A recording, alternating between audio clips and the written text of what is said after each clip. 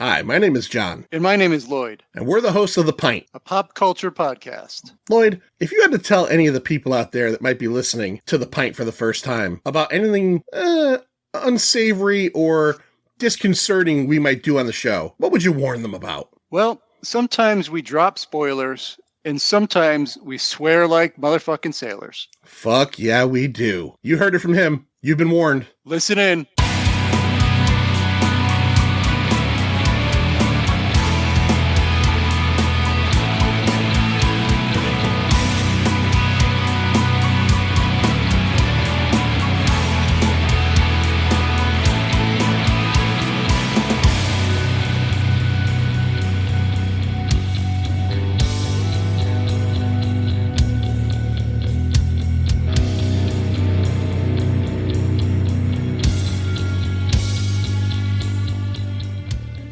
Why don't you take that thing out of your pants before you blow your balls off? All 8 of them. Hey, guess what? We're going to finally give you the episode we've been talking about for the last 2 years. We'll be talking about 1984's Angel. Wow. Yeah, we've been... Finally. Hey, coming next week, Angel. Recording next week, Angel. Nothing burger. It's been a hard one to get together and record, but it's a special one because it's celebrating its 40th anniversary. So let's get into it. Let's talk Angel. Want to ring the bell? All right. Ding, ding. All right, Angel, the story of a 15-year-old schoolgirl by day and hooker by night. Oh, my Lord. Should 2 guys in their 40s and 50s be talking about this? Why the fuck not? Was released on January 13th of 1984.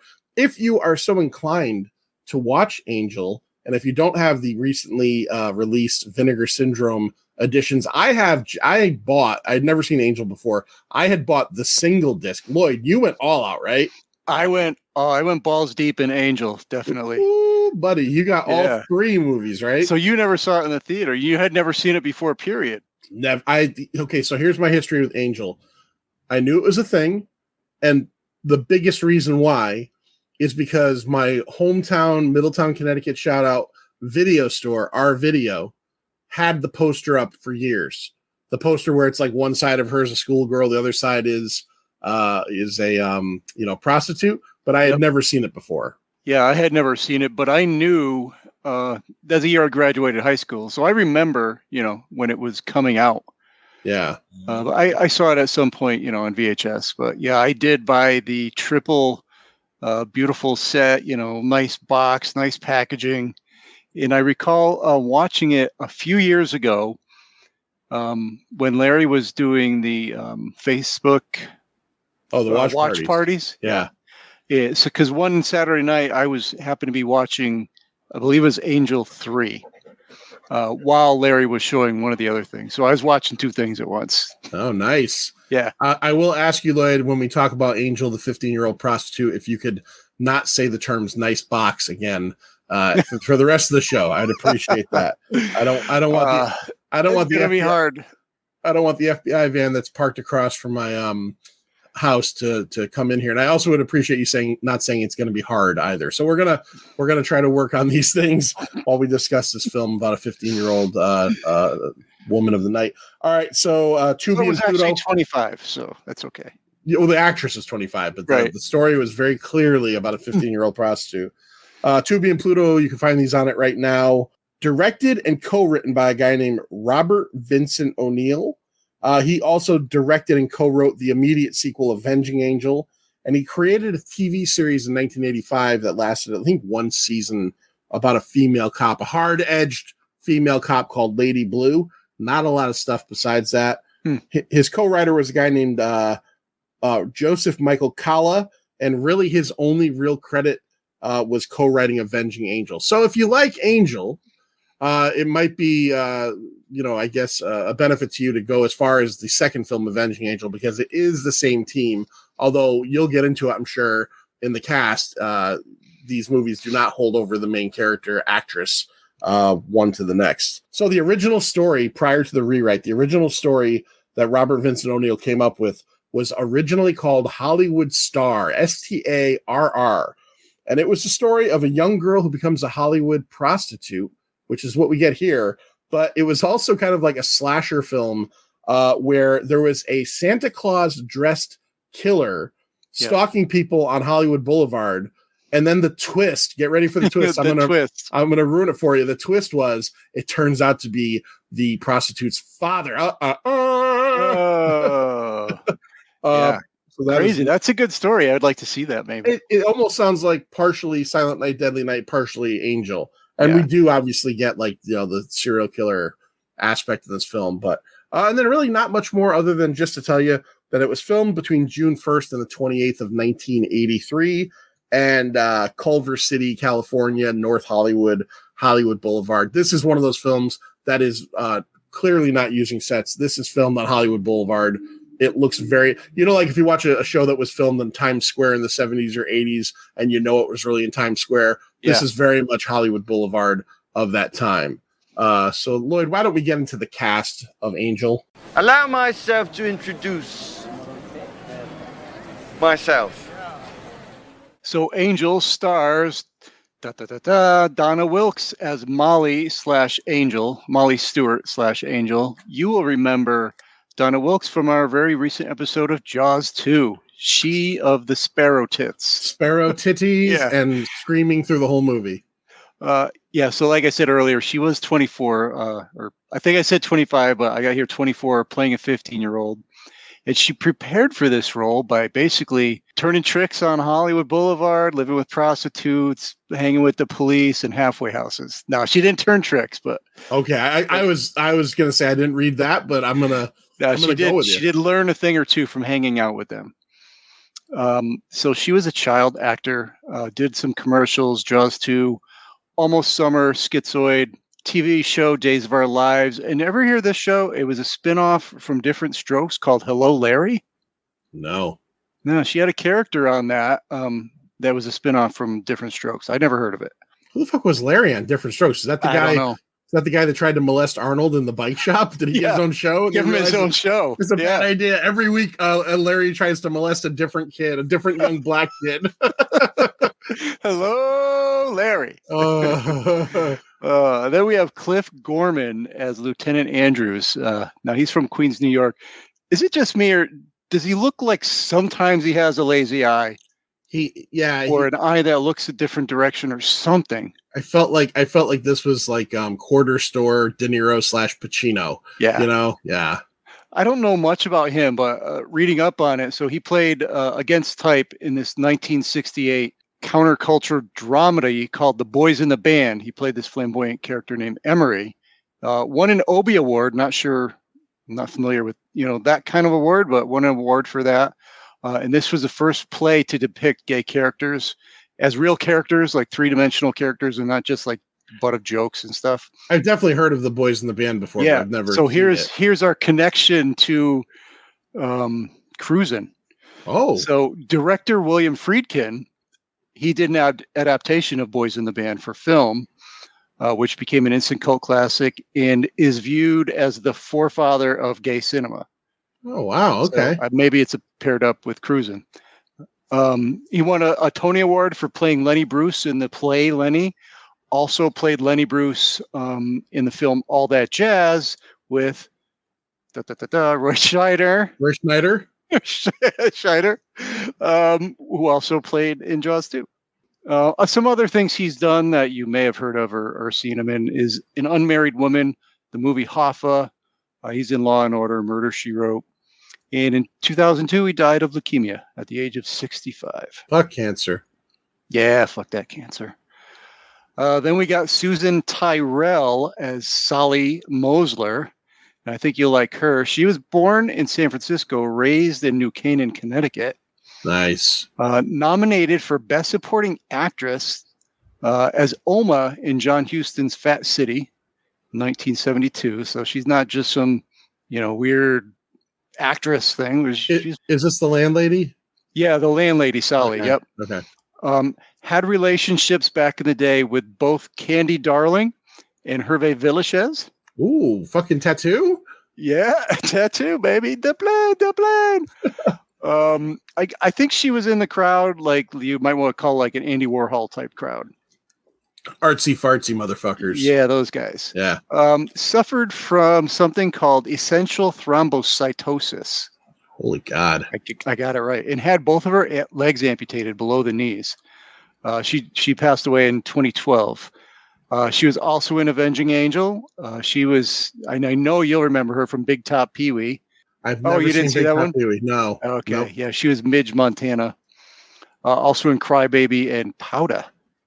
Okay. All right. I don't recognize her from anything because I've never seen any of those movies. Right. But I do know that this movie, from what I was reading in research, gets a lot of credit for her and the transgendered character, Dick Shawn's character, being like fully realized gay people and not like just caricatures. Yep. So leading into Dick Shawn, he played Marvin Walker / May. He's an ugly fucking woman. Ugly woman. Yeah, it had that nice deep voice. Yeah. So I don't know, he looked vaguely familiar to me, but he was pretty. He has a good pedigree behind him. He was a writer, award-winning one-man stage show called The Second Greatest Entertainer in the Whole Wide World. Which is funny because if you went to that show, it started off with a pile of bricks. That was all was on stage, was a pile of bricks, and the audience would come in and sit down and wait for the show to start. And this fucker would come up out of that pile of bricks, like claw his way out. He was covered with a pile of bricks, and he laid in there for like a half hour or whatever before the show. Before anyone came in. That's showmanship right there. Yeah, total showmanship. That's exactly what this guy was. He played lots of like madcap comedies with counterculture type personalities. It's a mad world. The Producers, Love at First Bite, and all the TV talk shows and variety shows. As a matter of fact, I just watched a video of him on Johnny Carson tonight. Yeah, I'm familiar with the name, but like, and he looked familiar to me other than, playing a cross-dresser, but it just, none of it hit me. Yeah. A lot of it. He's a stand-up comedian. In 1987, during a performance at the University of California at San Diego, he suffered a heart attack on stage and died. I read that, yeah. And the audience all thought it was part of the act. Yeah, look, if you start your show by coming out of bricks, if you drop dead on stage, people are going to be like, "What? This guy's fucking off." Yeah, he is a kooky dude. Then we have Rory Calhoun as Kit Carson. The character is based on a real character that used to walk up and down Hollywood Boulevard.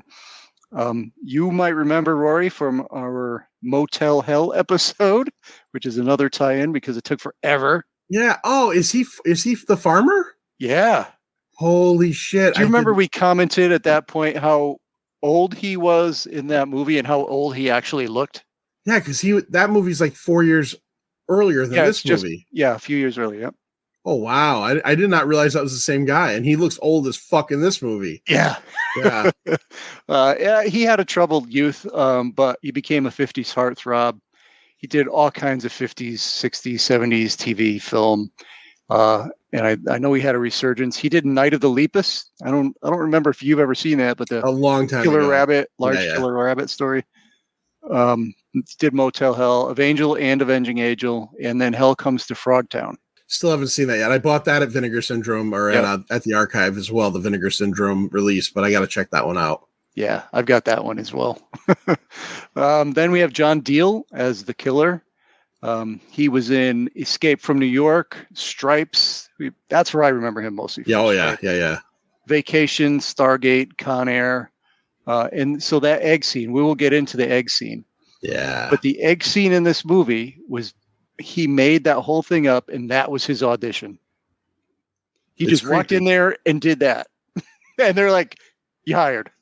He's Cruiser in Stripes, and and you've seen him in other things like you mentioned. He does play a pretty good fucking psychopath in this film. He's a great psychopath. And I don't think, does he have any lines of dialogue, or maybe like very last word?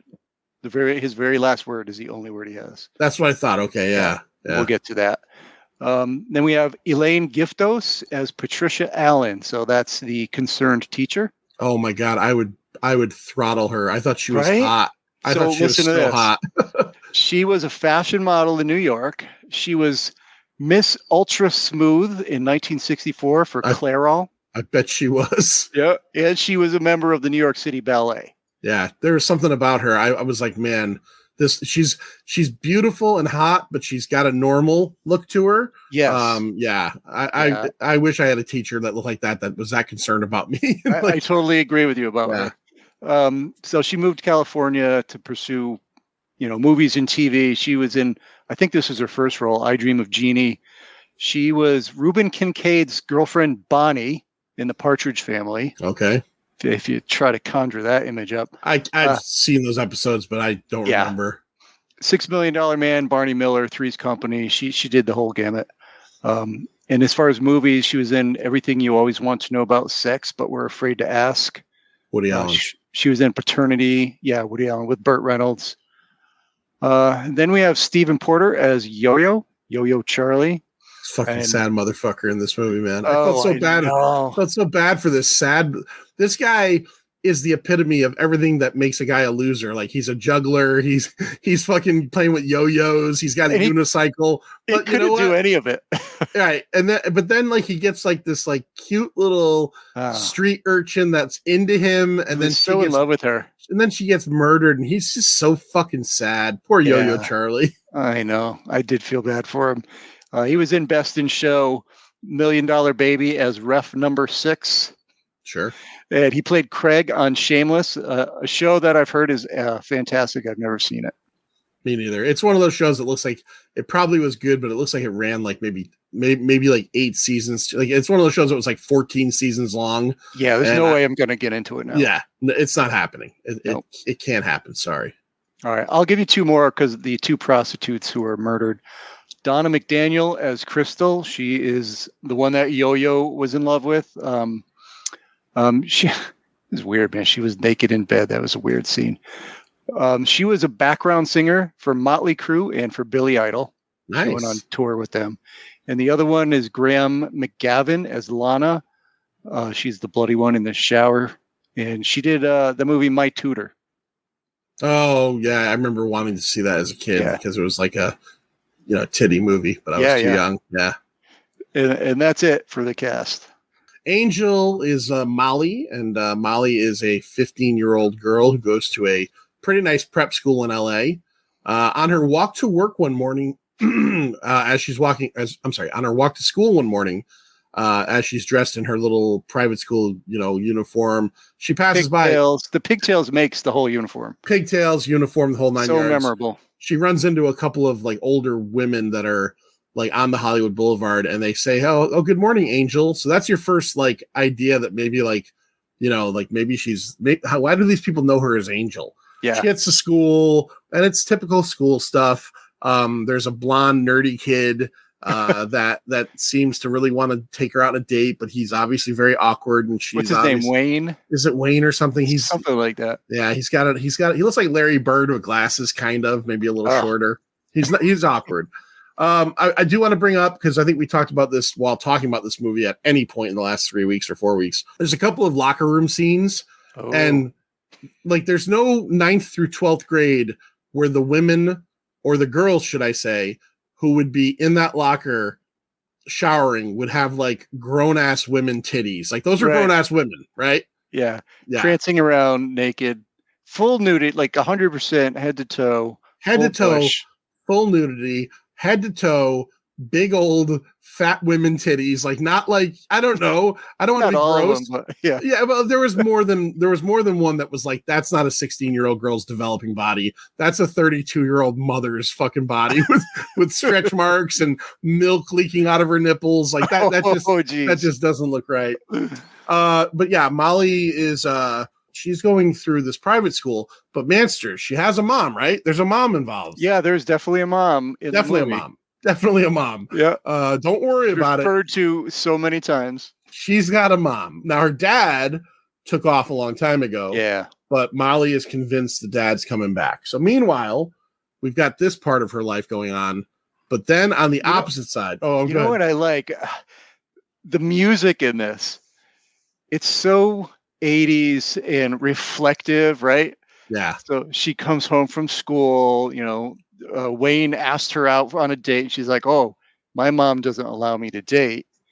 And then you see her at home and she's sitting in front of her mirror and you see like a bustier or something hanging behind her. She's painting up and you're like, and the music just totally didn't go with the scene, but I loved it. Yeah. So what is her nightlife all about, Manster? So she just hustles on Hollywood Boulevard. But it's a great opening, well, not opening scene, but when you meet her street family, because it just gives you all these little snippets of all these people a little bit at a time. One of the best parts of the movie is the street family. Like, yes, is her, like, we have different people. We have May, who is the Dick Shawn cross-dresser character, who I think is also a prostitute, like a specialty cross-dresser. Not sure his function on the street at all, but he takes care of Angel. And then we've got the cowboy, who his whole thing is he does cowboy shows for the people on Hollywood Boulevard, and he consistently talks about having been a double for a real life Western star. Who was it again? I can't remember. Yeah, now. Kid Kelly, Kid something like that. Yeah. His name was Kit Carson. Oh, it was Tom something or other. Yes, Tom Mix. One of my favorite scenes of that is when you see him in action, right? And he's got these two little boys in front of him. Like, little boys are on Hollywood Boulevard at midnight, but anyway. Yeah. And he's flipping his guns around and he's joking, and he's got two boys, and he takes a little picture out of his pocket and he gives it to one boy. He's like, here, put it up on your wall. Tell him Kit Carson gave it to you. And then he looks straight in the face of the other boy and doesn't do anything. Doesn't offer him anything. Nothing. The other kid just walks away. He's like Santa Claus. He knows if you're a piece of shit or not. Yeah. That other kid was a piece of shit. No soup for you. No soup for you, buddy. No soup for you 2 months. So we got this little family going on. There's a couple more prostitutes that Angel's friends with. One of the best parts of this movie that I was very relieved about was, even though Donna Wilkes is 24 years old in real life, she's playing a 15-year-old prostitute.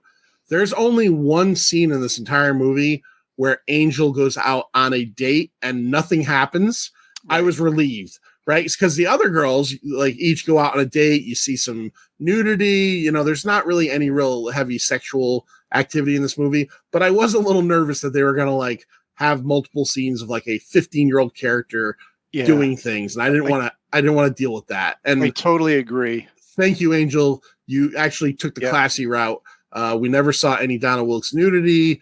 Again, even though she was 24, you're implying she's 15. Thank you for not making me feel worse about watching this movie than I already did. Except for that piece of shit who picks her up and brings her to that room. Yeah, he says, even when she does undress, she takes off her skirt and she's wearing like bloomers underneath. Right. He does say something really gross. So during the course of the movie, at one point, she gets taken out on a date by a John Carpenter regular, Peter Jason, who's in a bunch of things John Carpenter did. And he takes her to a motel, and he makes it very clear that you better be 14, right? Is that what he says to her? Yeah. Or else. Yeah. Or else I'll throw you back. Yeah, I'll throw you back. Yeah.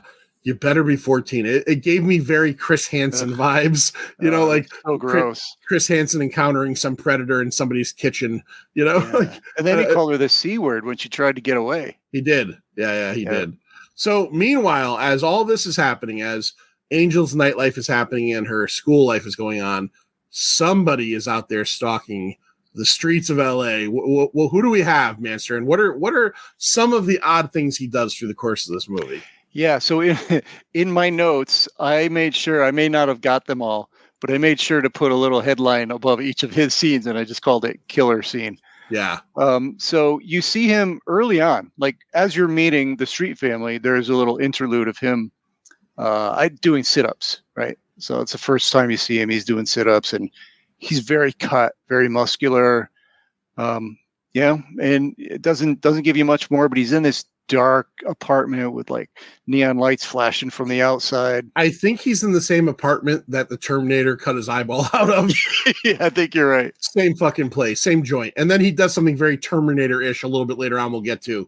Yeah. But yeah, he's doing sit-ups. He's a crazy person because he does dumbbell or barbell curls with cinder blocks. That's how you know he's crazy. He doesn't straight have bar wings. with cinder blocks on the end. Yeah. And I think they must have had 5 or 6 of these little killer scenes. Yeah. And the movie got right into it, which I appreciate. There's no questioning who the guy is or what he's out to do. He's clearly the killer from like minute 2. He picks up one of Angel's prostitute friends that we mentioned earlier, and then like kind of almost right in front of 2 other girls. Like they could have easily seen him. He's taking her to one of the motels to supposedly bang her, and then he fucking kills her, like in kind of like a little cubby way, you know, like a little he's just outside. Like standing on the side in a shadow, like he's totally exposed, but just in a shadow. Those 2 prostitutes are walking right by them, and I thought as I watched it, I thought, oh, he's waiting for them to walk all the way by. No. They get like 3/4 of the way by, and he starts killing this girl. Immediately. So he's obviously, you know, he's got a screw loose. I think we should talk about it now, because I think talking about his screw loose is important. Yeah. But let's talk about the egg scene. Like, what the fuck? Well, and then there's also some talk on the street about the guy, and I think when the 2 cops, when the detective met the street cop, he even mentioned about the necrophilia. Right. There's a necrophiliac out there. Yeah. But his necrophilia is only secondarily weird to the way he treats an egg.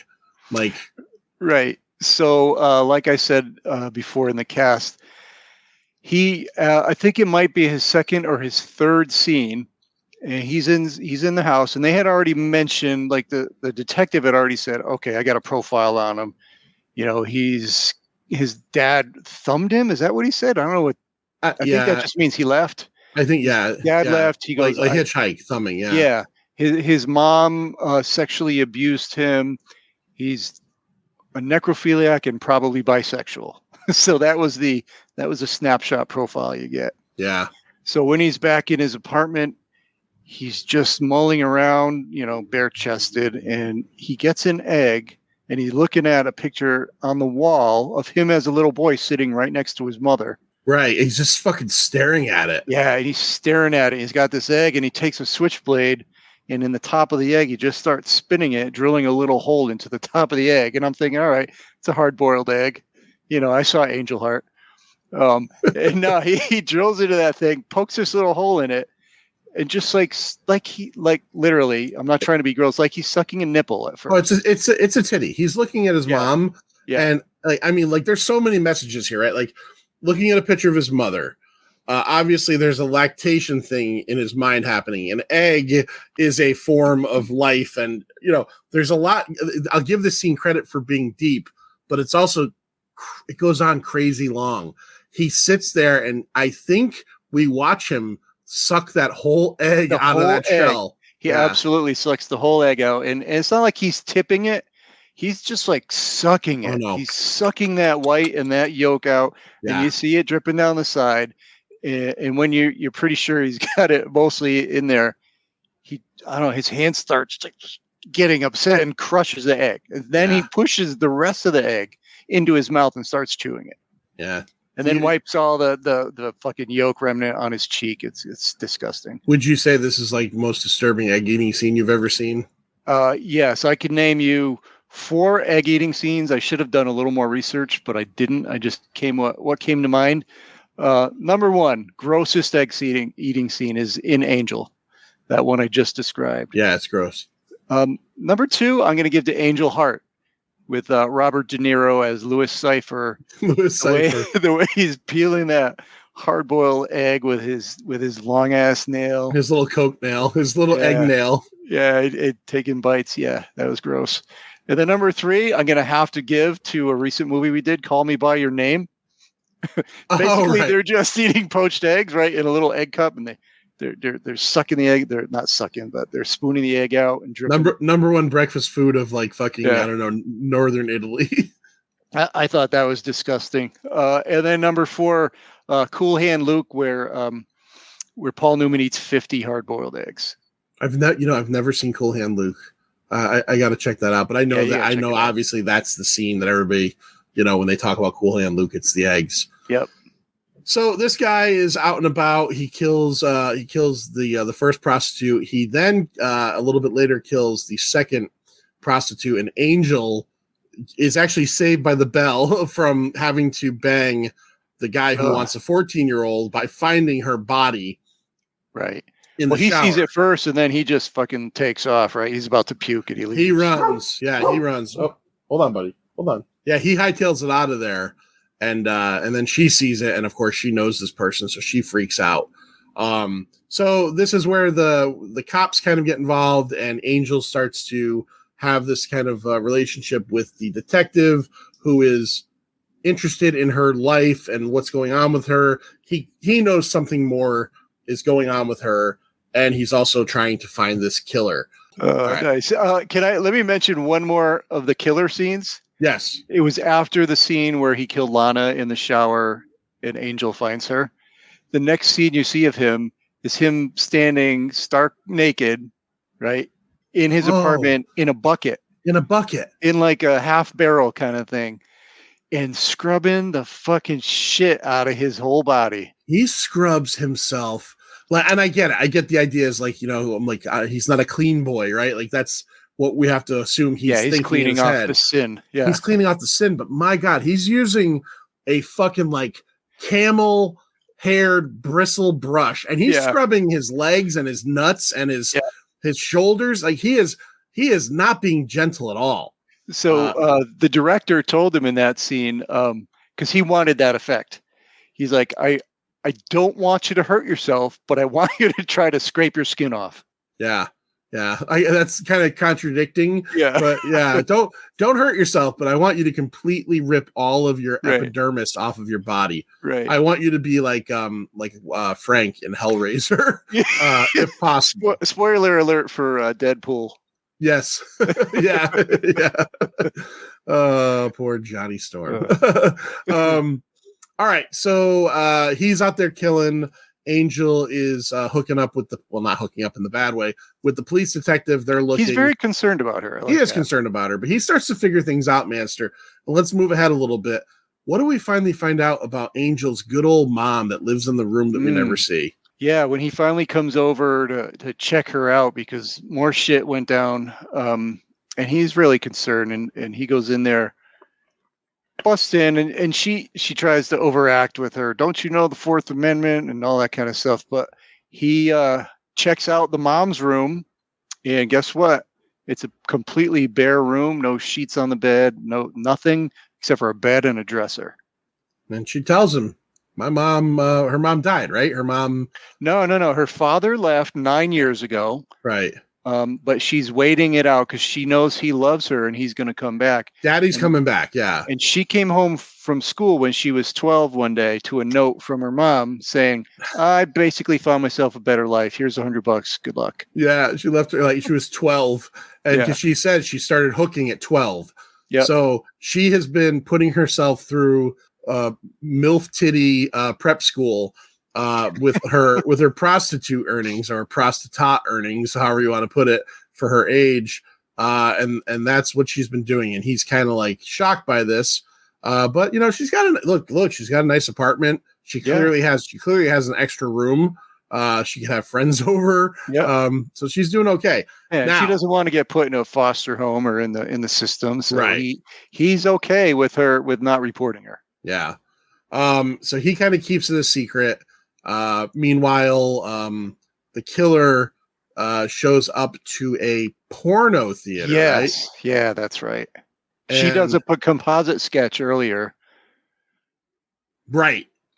So the composite sketch is out there, it's circulating, and they're checking the porno theater. And I think doesn't the usher come out and tell the cop he's in there. Yeah, definitely. Yeah. And it's look, I this is something I can admit to freely as a 48-year-old man. I've never been to a sit-down porno theater other than just seeing them in movies, but I just can't imagine. Watching porn to me is something you just do. It's like a private thing. A private thing, right? Yeah. If I saw a particularly incredible porno video, and not that we've ever done this, I might say to you, "Hey, Lloyd, come over and look at my phone. I've got to show you this." Yeah, but it would just be for shared experience. It wouldn't be hey, let's sit down for 3 hours and watch porn next to each other. Yeah. So he's sitting there and they're watching a movie, which, by the way, I read is a real movie starring a name I have heard, 70s and 80s porn star named Honey West.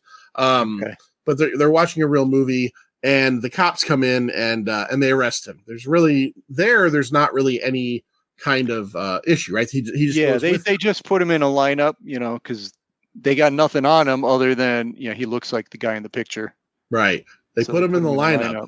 But what happens when he's in the lineup, Manster? Yeah, when he's in the lineup, Angel is behind the glass looking, but she doesn't recognize anybody until they leave. And as he's walking out of the lineup room, she notices, those shoes.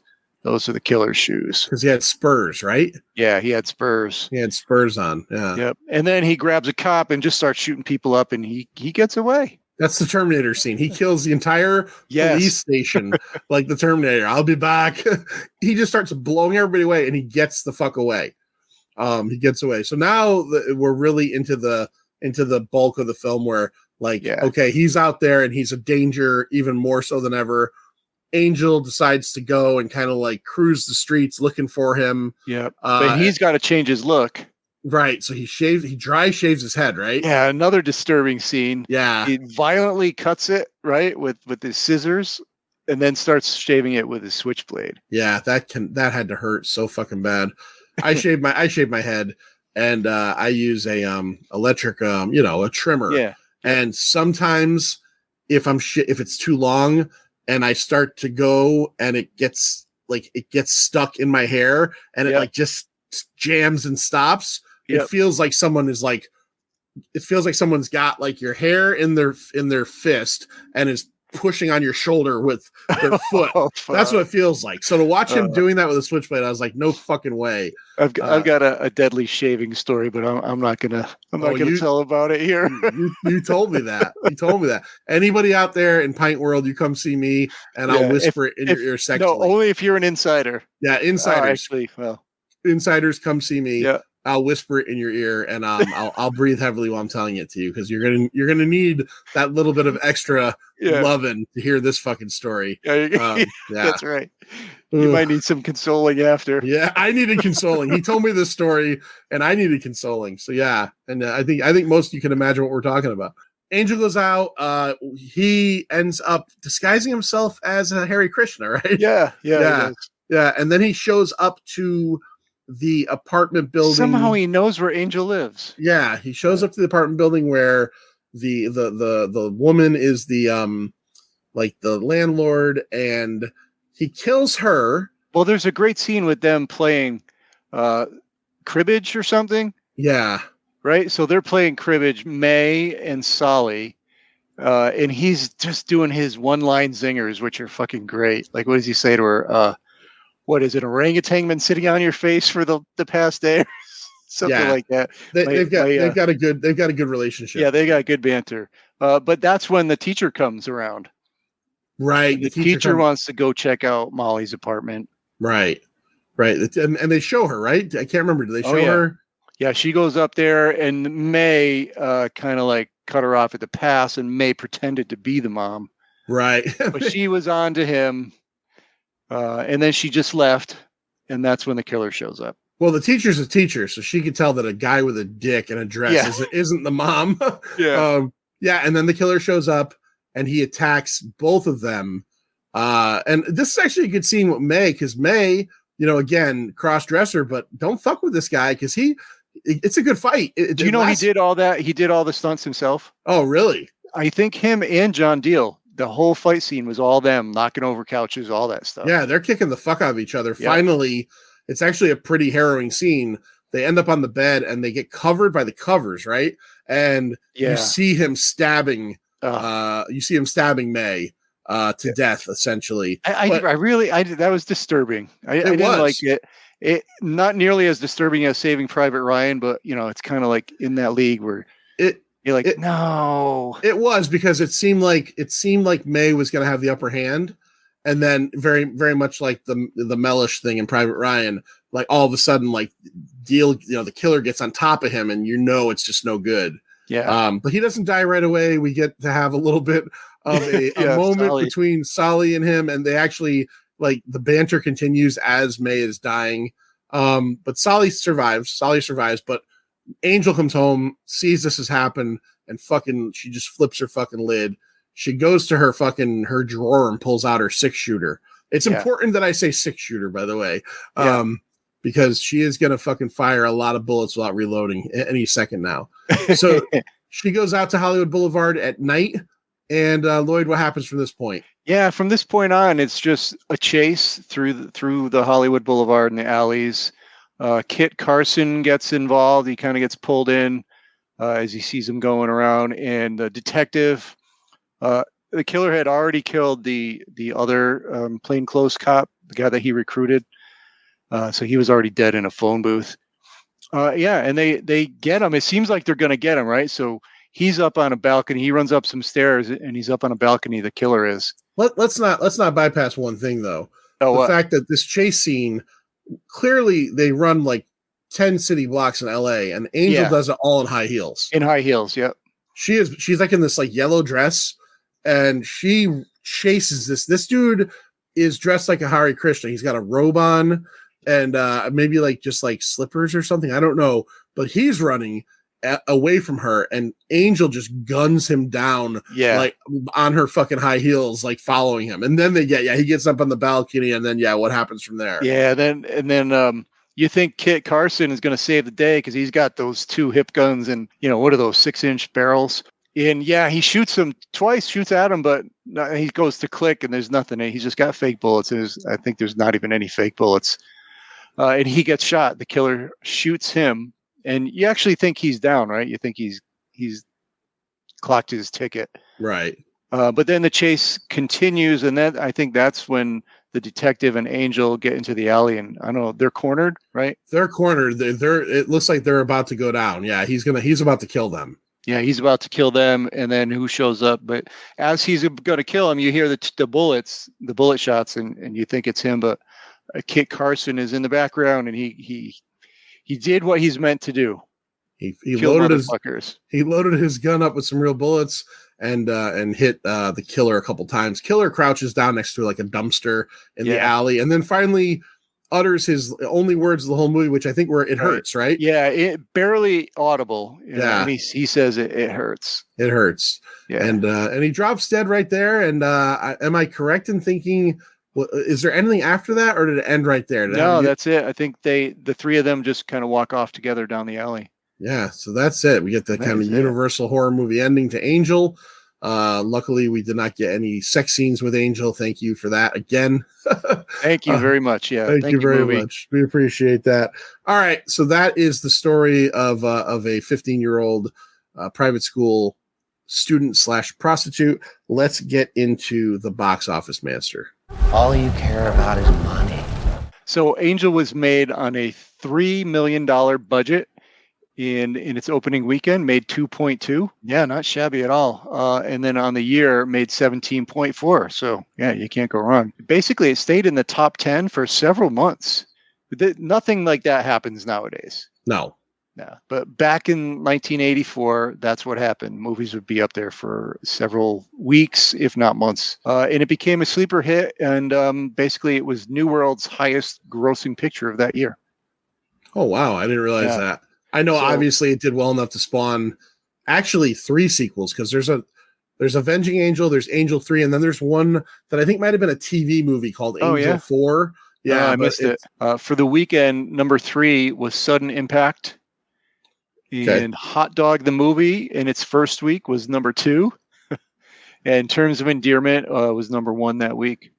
And on the year, Angel just beat out one of your all-time favorite 80s comedies. What do you think it was? Top Secret. Nope. Johnny Dangerously. Oh, really? Just beat it out by about $250,000. Jesus, that's embarrassing for Johnny Dangerously. Yeah. Karate Kid at number 5, Gremlins at number 4, Temple of Doom at number 3, Ghostbusters at 2, and Beverly Hills Cop at number 1. Angel beat me in the box office once, Johnny. Once. Once. All right. That's good for the box office. Let's rate this fucking thing. That's what I'm talking about. 0 to 5, 0 being the worst thing ever, 5 being the absolute best thing ever, quarter and half scale optional. I'll go first on this one. All right. I had never seen it before. This is a fun watch. I will watch this again at some point. I have a cool streaming service that was gifted to me by Pint Insider John Amato last year. Love Johnny. Johnny takes care of us with the snacks and stuff. And this was right after my wife had passed, and I think John had it in his heart to give me a little bit of entertainment. So it's called Night Flight Plus, and I believe that these movies are on Night Flight Plus, the sequels.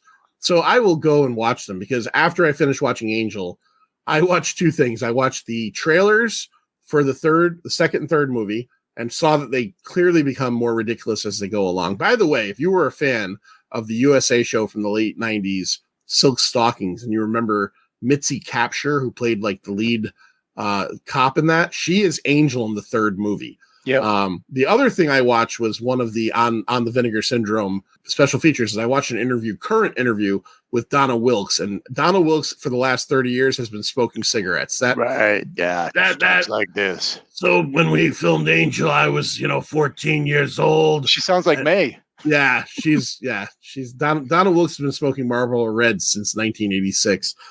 This movie made me want to watch those sequels, which I've never seen before.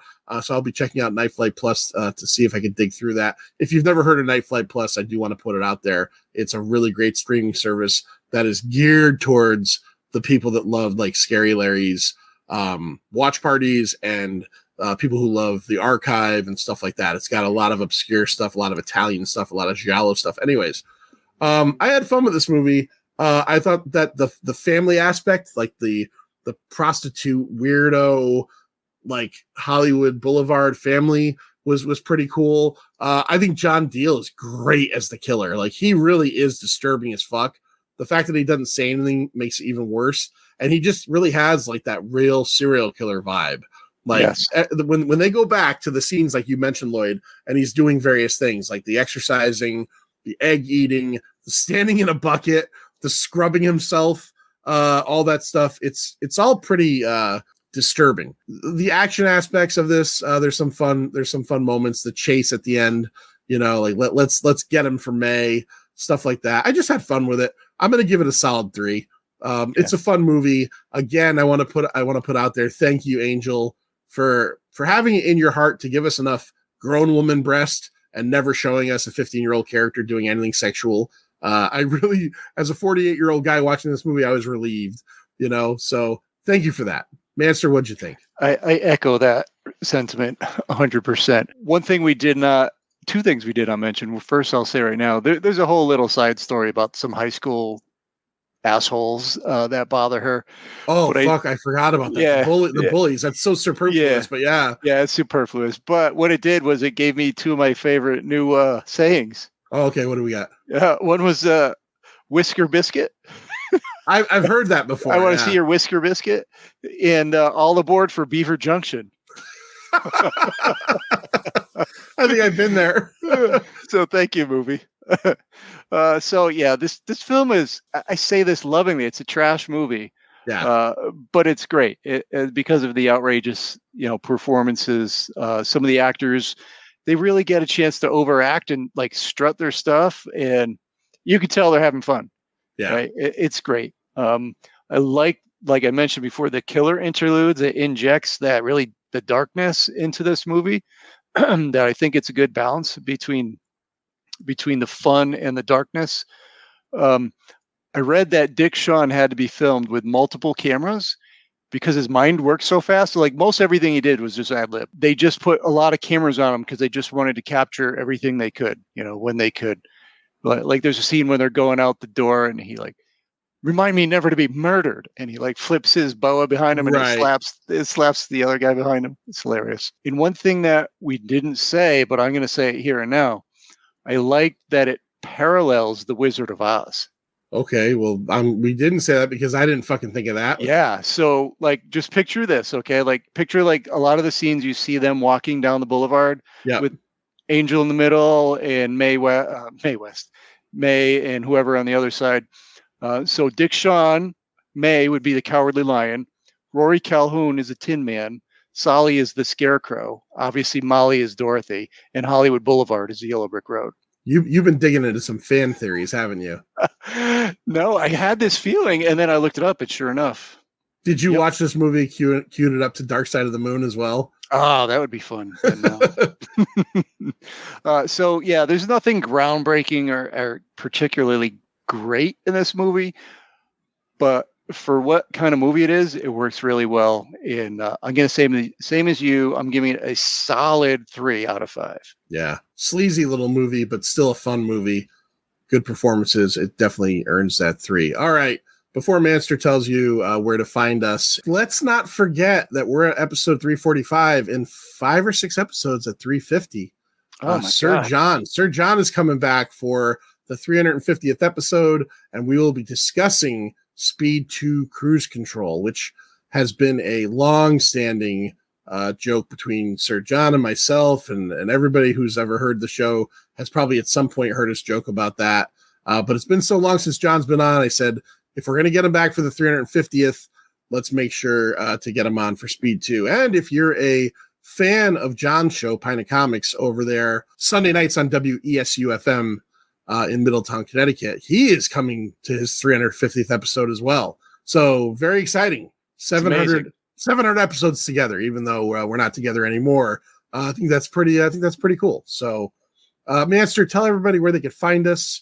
Tell everybody about your whisker biscuit, and don't forget to ask me about Manster's unfortunate shaving incident, because I will tell you, mouth to ear. Yeah, just think spam can. Anyway, you can subscribe on Apple Podcasts, iHeart, Spotify, Stitcher, all those fun little podcatchers. On Facebook and YouTube, it's The Pint : a pop culture podcast. On Instagram and Threads, it's at The Pint Podcast. And of course, we would love you to be a Patreon insider at www.patreon.com/The Pint. Eat my puff, will ya? See ya. All aboard Beaver Junction. It's over, Johnny. It's over. Nothing is over. Nothing. You just don't turn it off.